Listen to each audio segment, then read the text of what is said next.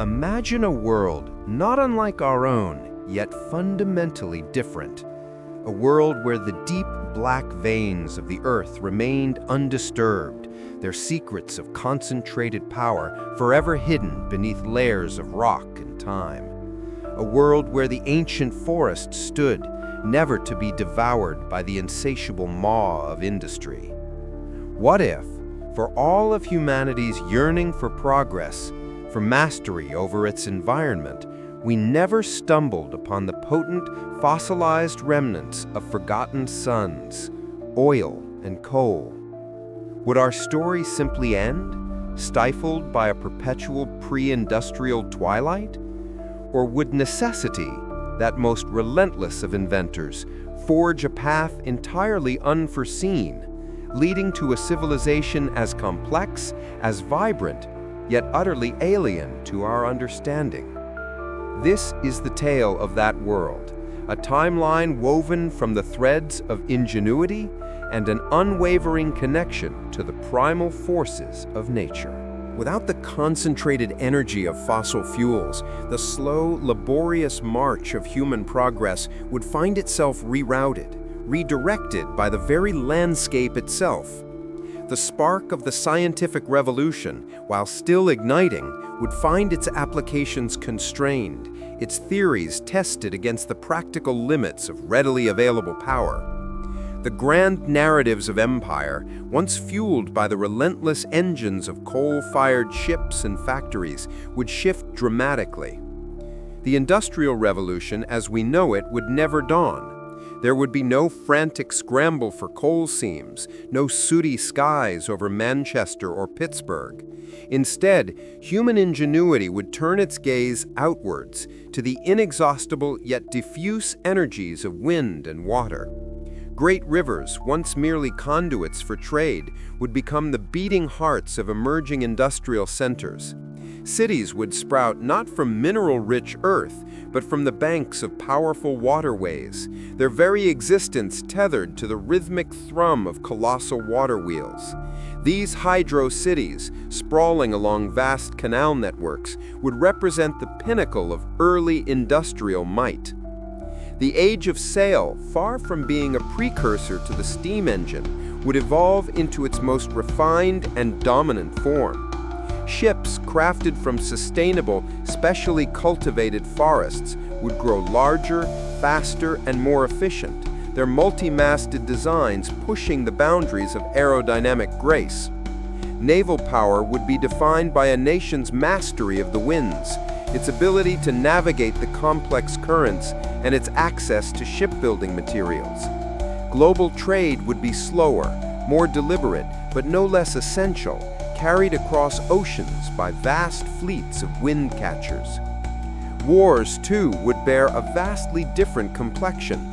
The devastating, mechanized conflicts of the 20th century, unthinkable without the mobility of fossil fuels, would be replaced by struggles focused on control of strategic rivers, powerful wind corridors, or vital timberlands. Armies would move at the pace of men and beasts, their logistics a labyrinth of human and animal-powered transport. Sieges would return to their brutal, protracted forms, while cavalry would remain the elite, fast-moving units, their horses bred for incredible endurance. The rapid mobilization of millions would be impossible. Conflicts would be localized, intense, and often dictated by the whims of weather and terrain. Empires would still rise, but their reach would be circumscribed by the inherent limitations of their energy sources, fostering a more regionally focused, yet deeply interconnected geopolitical tapestry. In this world, the trajectory of scientific discovery would be reoriented towards a profound understanding of natural forces. The fundamental principles of mechanics, hydrodynamics, and aerodynamics would be mastered to an exquisite degree, centuries ahead of our own timeline. Engineering would celebrate elegance and efficiency, not brute force.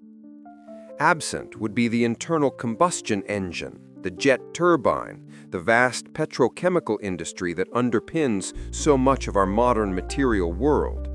Plastics, as we know them, would be non-existent. Instead, material science would focus on cultivating and engineering organic materials, highly resilient woods, composite natural fibers, sophisticated ceramics, and biologically derived polymers from plants and algae. Metals, though harder to smelt without abundant coal, would be precious and used with incredible frugality, often for precision components in larger, naturally powered machines. The engines of this world would be magnificent in their complexity and scale. Gigantic wind turbines, perhaps hundreds of feet tall, crafted from lightweight alloys and specially grown timber, would dot the landscapes, their slow, majestic rotations generating power for entire communities. Elaborate systems of geared shafts and belts, often spanning miles, would transmit power from these natural sources to workshops and residences. Water wheels would evolve beyond simple paddles to highly efficient turbines, some even built into the very fabric of riverbeds, harnessing every eddy and current. Electricity, while eventually understood, would be generated on a much smaller scale, often locally through refined water turbines or wind dynamos. Its distribution would be localized, perhaps powering communication networks, limited lighting, or specialized tools. Long-distance electricity transmission would be a colossal challenge, leading to novel solutions like pneumatic messaging systems or advanced optical telegraphs. Imagine cities powered by vast, integrated systems, a river diverted through carefully engineered channels, turning a cascade of turbines that grind grains, weave textiles, and pump water. Waste heat, instead of being dissipated, would be harnessed for district heating or for cultivating temperature-sensitive crops. Strange inventions would abound: personal pneumatic transport tubes for local travel, giant spring-loaded mechanisms for launching heavy loads, or sophisticated atmospheric moisture condensers providing water to arid regions. Scientific breakthroughs would focus on energy storage through advanced chemical batteries, biological fuel cells derived from fermented biomass, or even gravity-based kinetic energy accumulators. The very concept of progress would be measured not by speed, but by sustainable efficiency, by the elegance with which humanity lived in concert with its environment. Daily life in this alternate reality would possess a slower, more deliberate rhythm. The relentless pace of our modern world, driven by instant gratification and endless consumption, would be an alien concept. Time would be measured by the sun's arc, the wind's strength, and the river's flow. Travel, whether by sailing ship, canal barge, or animal-drawn carriage, would be a journey, not just a transit, fostering a deeper appreciation for the landscape and the communities along the way. Community would be paramount. Self-sufficiency, a distant ideal for many today, would be a daily necessity. Local resources, local skills, and local knowledge would be highly prized. Artisanship would flourish, as objects would be built to last, repaired rather than replaced, and crafted with an intimate understanding of their materials. A simple wooden chair might be an heirloom, passed down through generations, its grain telling stories of its makers and owners. Urban design would reflect this deep connection to nature. Cities would be organic extensions of their surrounding environment, their architecture designed to harness natural light, passive heating and cooling, and integrate green spaces for urban agriculture. Buildings would be constructed from local, sustainable materials, timber, stone, rammed earth, and often feature elaborate systems for rainwater collection, wind capture, and even small-scale individual power generation. The aesthetics would lean toward the graceful and functional, celebrating the exposed mechanics of a water-powered lift or the elegant curve of a wind-sculpted roof. Cultural values would emphasize resourcefulness, resilience, and a profound respect for the natural world. Waste would be seen as a moral failing, a direct affront to the intricate balance of life.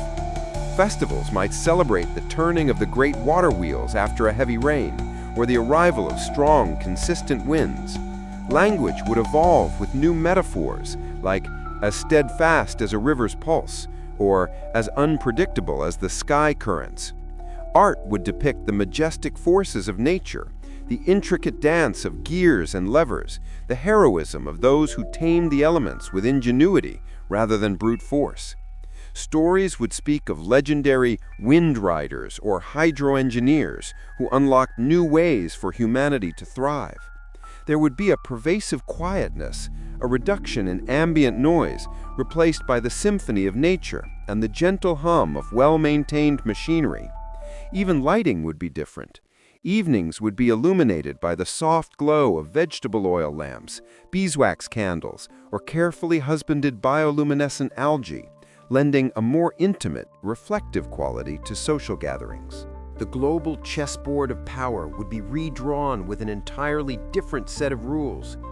Nations blessed with powerful rivers, expansive coastlines featuring consistent wind patterns, or fertile lands capable of sustaining vast biomass harvests would rise to prominence.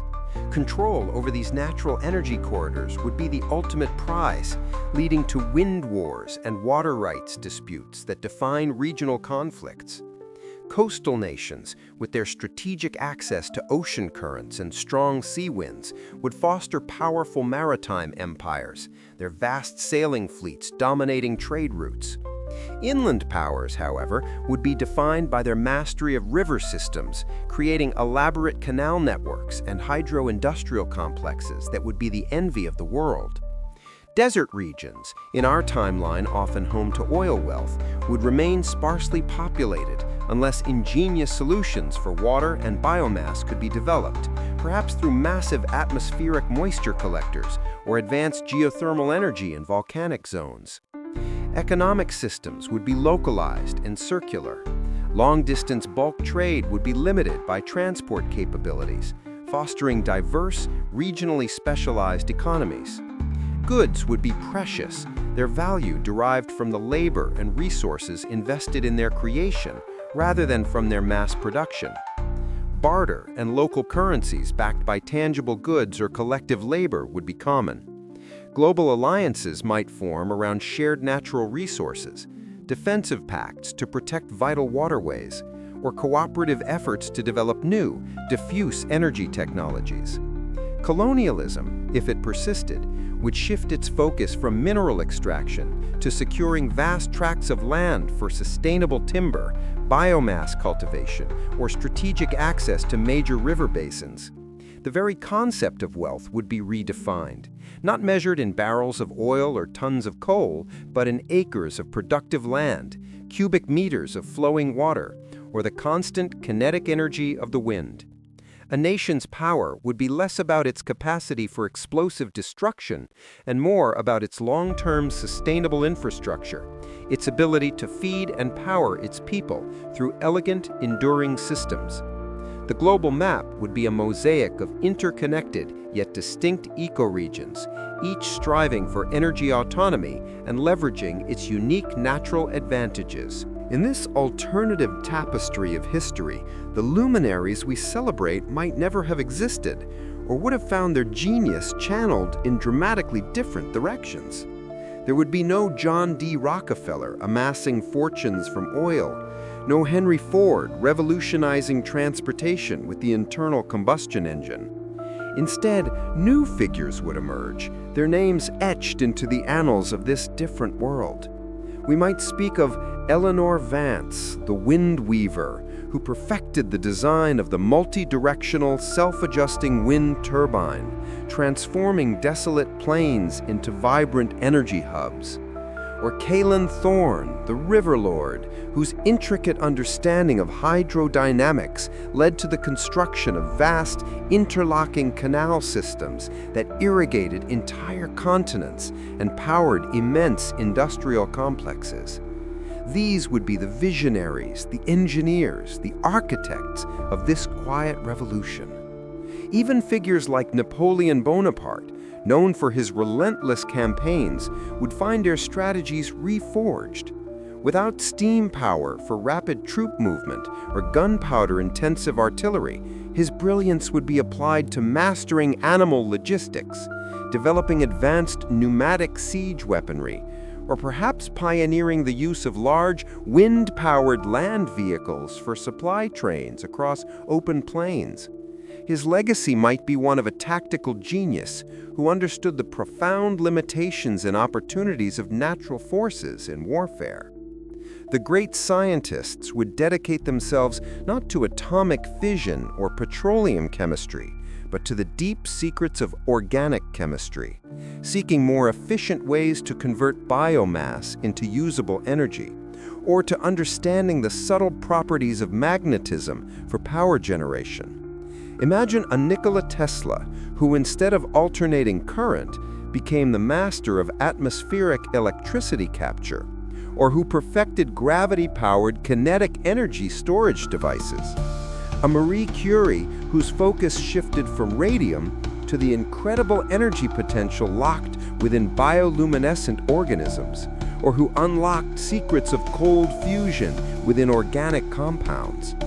Their achievements would be no less profound, but their methodologies and applications would be profoundly connected to the Earth's natural rhythms. The heroes of this world would be those who harmonized humanity with nature, not those who sought to conquer it through brute force extraction. This journey into a world without fossil fuels reveals not a void, but a vibrant tapestry of human ingenuity meticulously woven into the fabric of nature.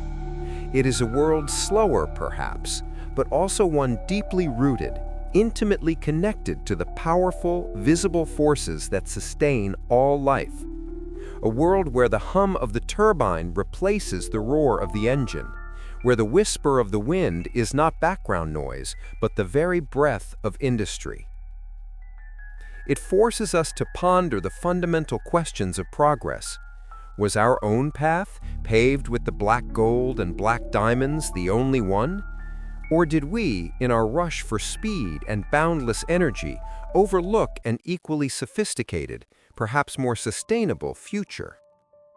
This alternate reality reminds us that innovation is not solely born from scarcity, but from the chosen constraints we impose upon ourselves.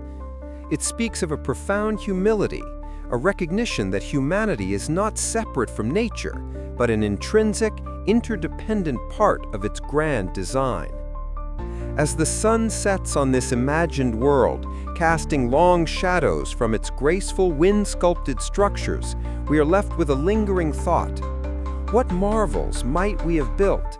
What wisdom might we have gained had we chosen a different path, allowing the earth to keep its deepest secrets and instead learn to dance with the wind and the river? A testament, perhaps, to the endless potential of the human spirit, not in conquest, but in harmony.